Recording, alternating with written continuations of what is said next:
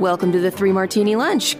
Grab a stool next to Greg Columbus of Radio America and Jim Geraghty of National Review. Three Martinis coming up. So glad you're with us for the Friday edition of the Three Martini Lunch. We're glad you're here. We made it to the end of another week. We've got good, bad, and crazy news for conservatives today. Jim Geraghty still on vacation. Glad to have back Byron York, chief political correspondent for the Washington Examiner. And as I should have pointed out on Wednesday, he's also the host of his own podcast, The Byron York Show. So, Byron, great to have you with us again. Thanks, Greg. Good to be here. Well, let's start off with our good news. And, the abortion fight's obviously been going on for a very long time. We date it back to 1973 with the Roe v. Wade decision, but obviously it's been going on longer than that. But now we actually have a makeup of the court that could give the unborn the right to life that they deserve. And although they've been incremental on a lot of key decisions lately, you just don't know how it's going to go. And there's a big case headed its way. And the Attorney General of Mississippi, Lynn Fitch, has issued that state's legal brief to the court in defense of its ban on abortions after 15 weeks. And here's part of that brief. On a sound understanding of the Constitution, the answer to the question presented in this case is clear, and the path to that answer is straight. Under the Constitution, may a state prohibit elective abortions before viability? Yes. Why? Because nothing in constitutional text, structure, history, or tradition supports a right to abortion. A prohibition on elective abortions is therefore constitutional if it satisfies the rational basis review that applies to all laws. And so, Byron, who knows how the justices are going to look at this? I would be surprised, given their track record on some recent big cases, whether they'd actually overturn Roe in its entirety or tackle Planned Parenthood versus Casey, the case from the early 90s. But the argument here from Lynn Fitch, the Attorney General of Mississippi, is a very strong one, because if you actually inject some truth serum into a lot of liberals, even if they like the idea of abortion, they'll tell you that Roe v. Wade is one of the worst decided cases we've had, perhaps ever. Well, it's a very strong argument, and it has been a very strong argument since 1973, and it has failed all the time since then. And you're skeptical. I'm extremely skeptical that the court would change anything, even with its new makeup. The Attorney General of Mississippi is absolutely right. There is no right to an abortion in the Constitution. The Supreme Court found it there, put it there, recognized it, and it has been law for nearly 50 years. 2023 would be the 50th anniversary of Roe v. Wade, and it has survived all sorts of challenges since then, including, you mentioned Casey in the 1990s, in which the court kind of said, look, this is it. Don't ask us again. There is a concept in law called reliance. That is, you have a law that people have come to rely on in their lives. Unlike some other notorious cases in the past, like Dred Scott, the world has not changed around Roe v. Wade. We're not, radically different than we were 20, 30 years ago.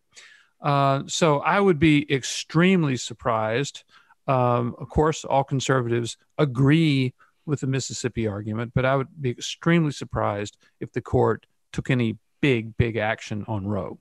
Yeah, I'm just glad somebody actually said it. Everybody who's in the pro-life movement certainly agrees with that, but a lot of times we're tap dancing on the edges, because legislatively sometimes that's the best chance to make some progress. So Ruth Bader Ginsburg, the late very liberal Democratic justice on the Supreme Court, basically said that Roe was terribly decided. But they just needed it. I mean, it's such a, if you go to like a Democratic convention or something and you see when speakers start talking about Roe and the right to choose, there's just this very deep embrace of it. I don't know what it is. It's just emotional. But there it is. So but legal scholars, including Ruth Bader Ginsburg, have recognized how badly decided it was.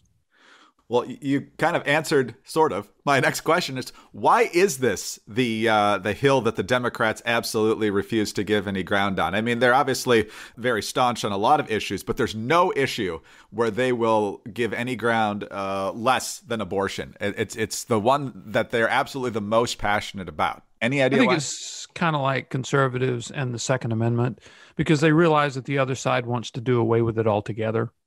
So you come up with something like a ban on partial birth abortion, some absolutely entirely common sense limitation of abortion, and they oppose it. Why? Because they see it as a nose under the tent, a foot in the door to get rid of abortion altogether. Just as many conservatives see any movement to limit access to firearms, I think quite reasonably, as part of a democratic desire or a part on many liberals to just eliminate the right to bear firearms.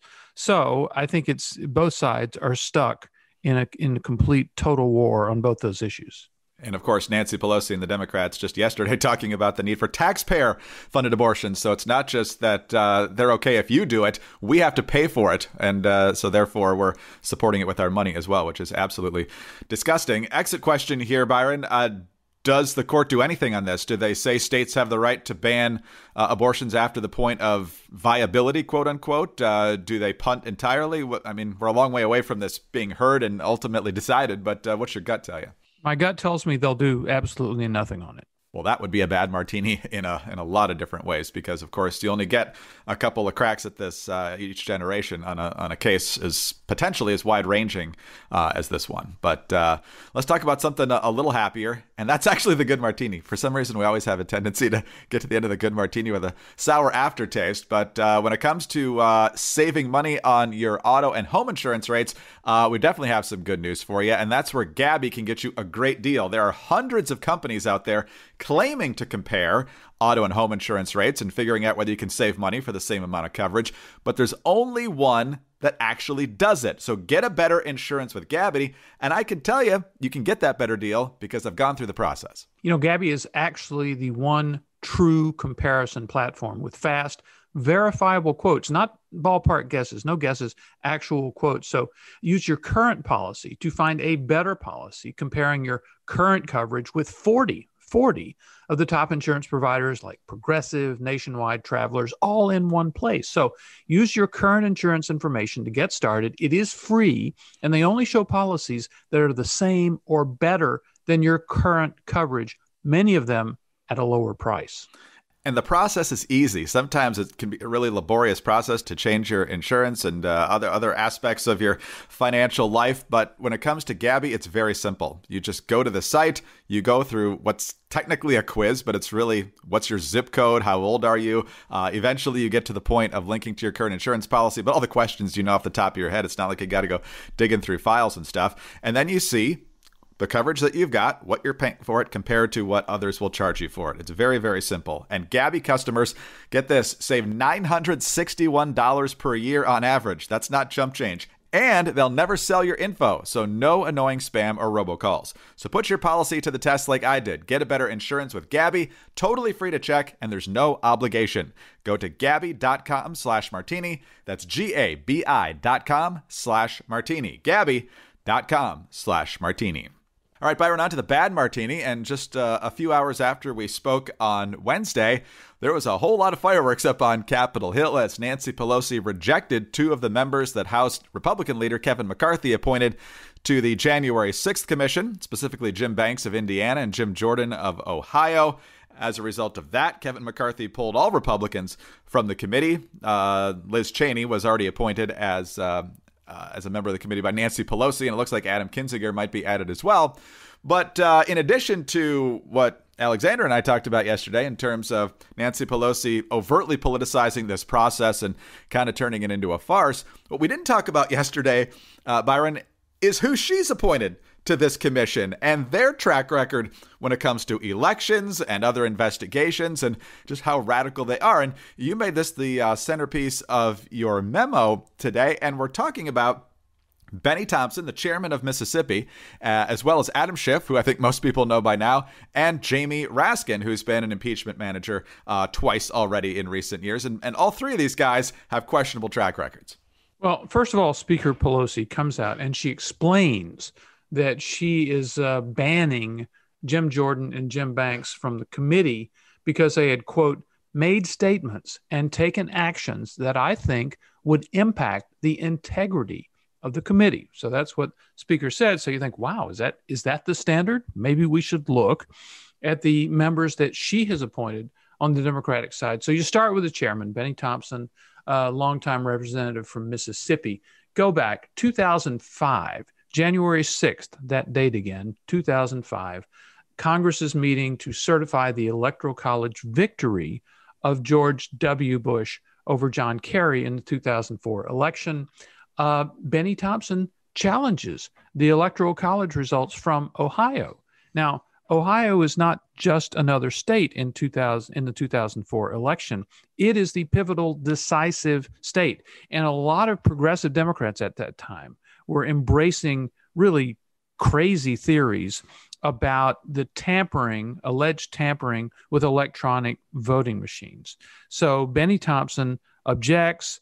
Some of the Democrats who object with him say they're not doing it because they want to overturn the election. They're just protesting. But the fact is, they chose Ohio, the one state that were it changed from Republican to Democrat would result in John Kerry being elected president. A little more Benny Thompson stuff. By 2008, he wants to impeach George W. Bush. By 2017, he's become a devotee of the Trump-Russia collusion theory. He boycotts the Trump inauguration in solidarity with John Lewis. By the end of 2017, he is voting to impeach Trump, not on the basis of Russia, although he does that later. He's voting to impeach Trump on the basis of what Trump had said about the NFL and about Colin Kaepernick. And so, you have to wonder, is it possible that Benny Thompson has perhaps said and done things that would impact the integrity of the committee? And I'll stop right now for a minute, but you can say similar things about Adam Schiff, who I'm sure all our listeners have heard of, and Jamie Raskin as well. Yeah, absolutely. Jamie Raskin challenged the 2016 election results. He did when they were being counted in the joint session of Congress. So that makes him a curious choice. And of course, Adam Schiff most famously talked about how in no uncertain terms they had the smoking gun on Trump collusion with Russia. And then when he actually got under oath behind closed doors, admitted that no such thing existed. So we've got a lot of ethical heavyweights on this panel from the Democratic side. And so this just points to the absurdity, once again, of Nancy Pelosi. I don't know how many moderates she's got, but she certainly hasn't put many on this panel. Well, here's the thing. All of these people, Representatives Thompson, Schiff, Raskin, have been out on the fringes of conspiracy theorizing. And at the time when they were doing that, they needed to have somebody challenge their assertions. They needed that. And when they come up with new theories, because they seem inclined to think that way. Some people are more conspiratorial minded than others. When they come up with new theories, they need colleagues to challenge them. Colleagues like Jim Jordan and Jim Banks. And this is what Nancy Pelosi has made sure will not happen on a Capitol riot committee. It's not that they need someone to say, oh, the Capitol riot was a good thing, or ransacking the Capitol was a good thing. No, but they do need somebody to question assertions. What was the FBI's role? What were they doing? Did they have informants? If the informants were there, why didn't authorities know more, and were they better prepared for what happened? So there's a lot of things that should be looked at in this committee that maybe Adam Schiff doesn't want to focus on. So that's the important thing. You needed some diversity of approach and thought, and that's what Nancy Pelosi made sure she didn't have. Yeah, with the makeup right now, it's not likely to happen at all, because even if she does add Kinzinger, I mean, those are the two Republicans who are most hostile towards Trump anyway. But without Republicans on the panel, there's going to be very little balance here. And it just, you mentioned the FBI. We talked about them in another context with Michigan on Wednesday. But from what we know about what they didn't pass along to the relevant agencies leading up to that day is mind-boggling in and of itself. So potential extra black eye for the FBI, and they've got plenty of those already, could be dodged as a result of this, but we will see. But, you mentioned Benny Thompson supporting the impeachment of George W. Bush back in 2008. Remember when he was Hitler? And now he's this responsible statesman in the eyes of the media and the left. And I'm not saying this to disparage George W. Bush in one way or another. It's just how different politicians become useful and less useful depending on the situation. Absolutely. The progressive left, the sort of emerging netroots of the time, 2004, 5, 6, they couldn't decide whether George W. Bush was a chimp or whether he was Hitler. And if you look at the images that they were using at the time, there was kind of equally divided between those two things they talked about. The Bush crime family, and somehow the Bushes had originally made their money off the Nazis. And it was just kind of amazing, the stuff that was talked about with George W. Bush, who's now a good Republican. Yes. As we've said a number of times in the Three Martini Lunch, the Democrats and the media's favorite Republicans are those who are never going to be in office again or who have died. Those are the ones they like because they're not a threat to them at the ballot box anymore. So I don't know if we'll ever get to the point where they say, that Trump, he wasn't so bad, but this year's nominee, this guy's the one you really got to be scared about. But I don't know. I don't know if we'll live that long. We'll find out. But anyway, let's talk about another thing that'll make you feel good, and that is the feel of a luxurious towel when you step out of the shower. And MyPillow gives you the best products. I love the pillows, I love the sheets, and I do love the towels as well. They're soft, they're fluffy, the bath towels are super big, and you just can't beat them. And you can't beat the price now either. The 6-piece towel set, which is regularly $109.99, just $39.99. Each set gives you 2 bath towels, 2 hand towels, and a washcloth 2-pack. These towels are made from a proprietary technology that makes them highly absorbent. That's why I get dry so fast. Soft to the touch, no lotiony feel. Love that too. Made with cotton grown in the USA, it's available in a wide variety of colors and sizes. It's obviously machine washable, and if you don't like them, you will. But if you don't, 60-day money-back guarantee and a 1-year limited warranty. So visit MyPillow.com, use the promo code Martini at checkout, or call 800-874-0104. That's the MyPillow 6-piece towel set for only $39.99. Now, while you're there, take advantage of all their deep discounts on MyPillow products, including the Giza Dream bed sheets and the MyPillow premium pillows. MyPillow.com or call 800-874-0104. All right, let's get cultured here, Byron, for our crazy martini here and immerse ourselves in the art world, the high, sophisticated, top-flight art world. Now, we're actually going to talk about Hunter Biden and his art world. He's blowing paint through glass tubes and charging anywhere from about $75,000 to $500,000 for the art. And the original plan from the White House was that they're going to have this whole anonymous buying process, so there's no potential influence peddling here. The Washington Post reported last month that all purchases would be kept confidential, even from the artist himself, in an attempt to avoid ethical issues that could arise as a presidential family member tries to sell a product with a highly subjective value. But turns out that's not going to happen either. Hunter Biden's going to know exactly who these people are. CBS News. Hunter Biden is expected to meet with prospective buyers at 2 art shows where his paintings will be on display later this year, according to a spokesperson for the New York gallery retained to sell art made by the president's son.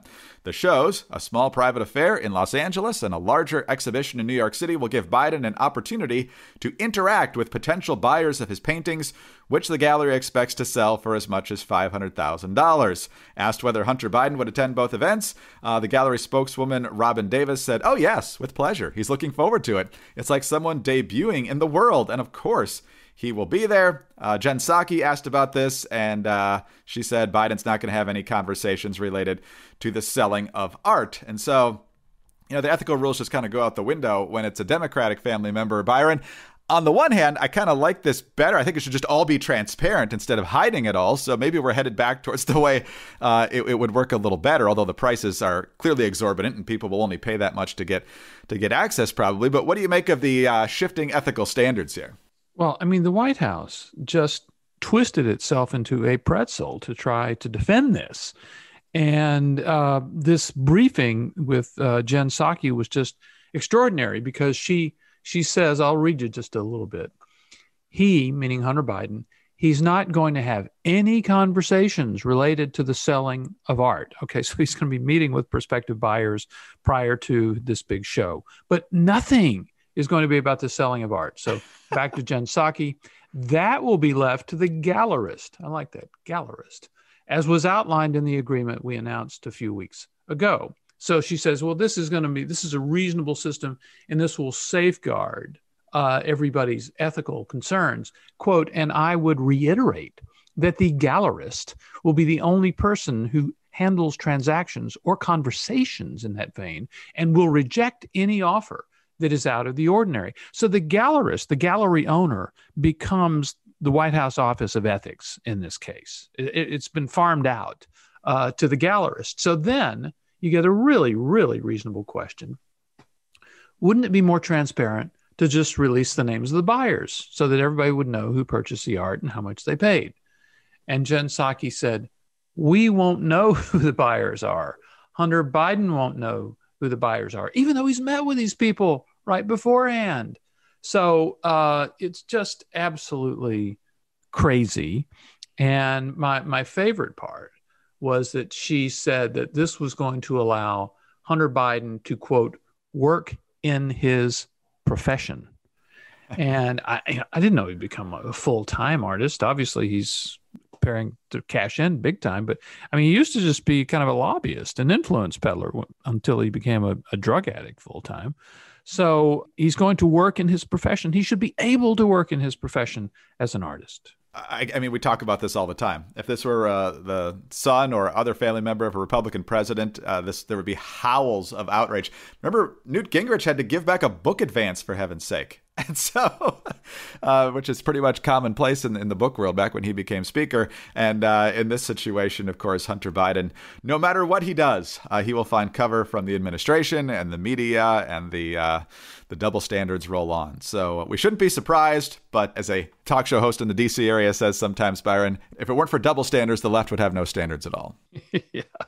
So we'll just we'll wait and see, because this is going to continue, and there really is going to be a show, and he really is going to sell these pieces of art. And $500,000, that's the high end we hear. I mean, it's an astonishing amount. I mean, there are incredibly accomplished artists who have been working all of their lifetime and who are quite popular, who do not sell paintings for $500,000 a pop, even $75,000 apparently, which is the low price for Hunter Biden. Isn't it, pretty extraordinary price for a working artist? So we're going to hear more about this, and we're going to find out some of the people who did it, as a matter of fact. And this weird ethics agreement in which the White House offshores its ethics concerns to the gallery owner is just not going to work. Yeah, I don't get why they just don't get transparent with this. It would make everything so much easier, but who knows? But clearly they don't want that to be open for some reason. But that'll only create more questions than answers. Byron, great to have you here again. Thanks so much for your time, and have a great weekend. Thanks. Always a pleasure. Byron York is the host of the Byron York Show podcast on Ricochet. He is also the chief political correspondent for the Washington Examiner. I'm Greg Corumbus of Radio America. Please subscribe to the 3 Martini Lunch podcast if you don't already. Please tell your friends about us as well. We are extremely grateful for your 5-star ratings and your kind reviews. Those are a big help to us. Also, get us on those home devices. All you have to say is play 3 Martini Lunch podcast. Follow all of us on Twitter. He's at Byron York. You know about at Jim Geraghty. And I'm at Dateline_DC.